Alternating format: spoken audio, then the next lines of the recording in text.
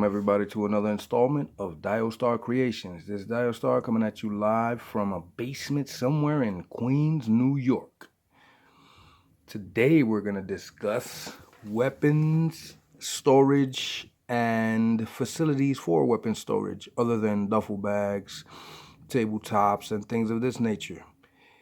Accompanying me here are Mezco Deadpool, Punisher, SH Figure Arts, Deadshot, Mezco, Deathstroke. One thing they all have in common is a necessity, a need for tons and tons of weapons for no other purposes than just to wreak havoc and mayhem. When they're in their on the move, they obviously have their duffel bags and their attache cases with all their tricks and gadgets and things of that nature. But when they're in their place of residence or their clubhouses or hangouts, they need armories and storage where they can't keep all their weapons on top of the desk and on top of tables and strewn all over the place. So I went ahead and built this one, which is pretty generic, but it is pretty cool.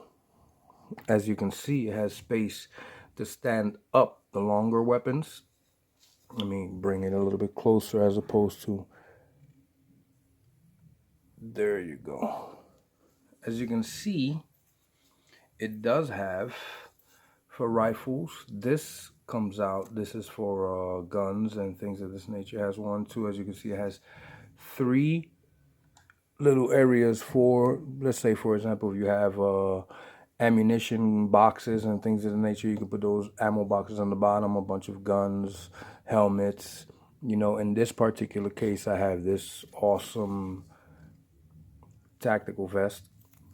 I got this on eBay. This is ridiculously awesome. The flag comes off. Let me see the detail. The stitching is tremendously ridiculous.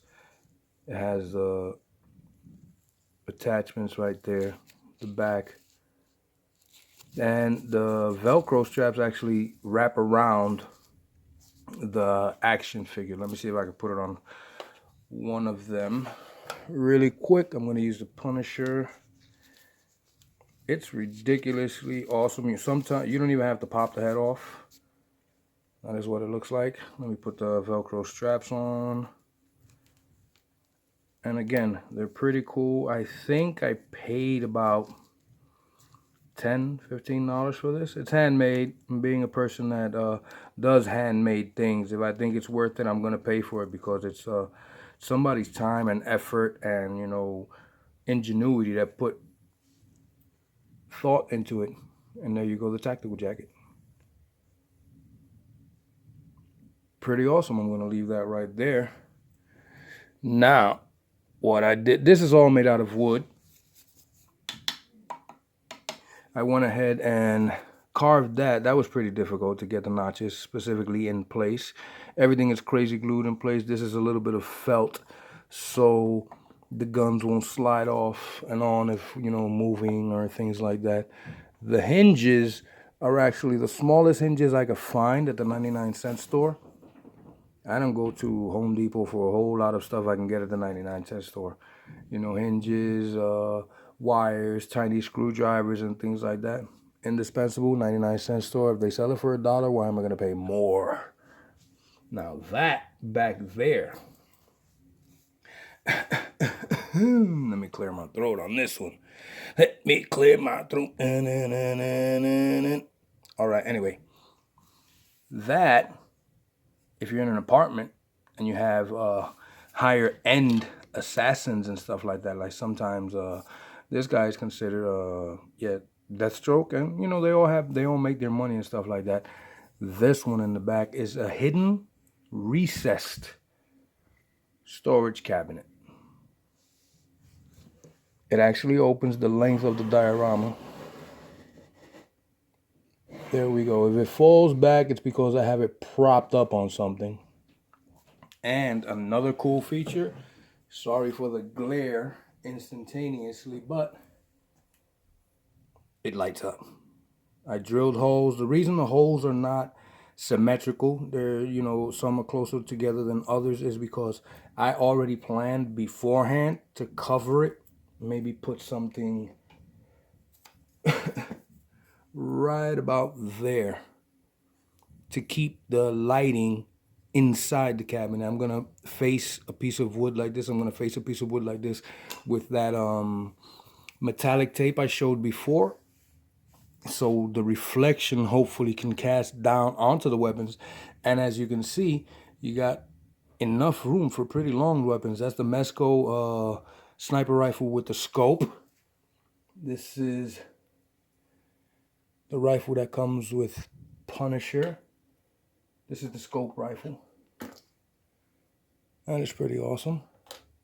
And this is the bazooka that came with, I believe, Marvel Legends Punisher or one of the other Marvel Legends action figures.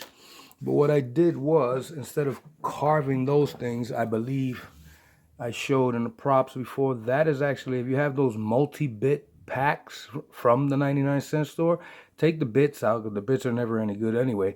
Take the bits out and keep the racks. All you have to do is line them up directly, and you have a rifle rack. Just like that. Boom. Put the shelves in. This was actually, the box itself was a jigsaw puzzle my son had. He no longer wanted the jigsaw puzzle, so I threw the puzzle pieces away. And as you can see, I kept the box. I put the shelves in. This was already in place. I put the horizontal shelves in, put the lights in, and boom. It's going to be part of a diorama, obviously. The diorama is going to be, because the wall is so big, it's going to be 24 by 24 by 12.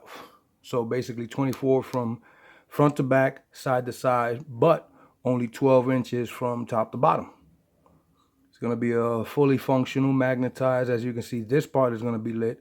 And because I do add lighting to most of my other dioramas now, I'm going to have another section of this particular diorama lit as well. So with that being said, thank you very much. Thank you for signing in. Jonathan, if you're watching, yeah, I know you're going to talk about it when we see each other at work. This was the one I was talking to you about. Thanks for watching, subscribing, liking, commenting. Happy holidays. Diostar Productions, Creations, Diorama Tutorials. Peace.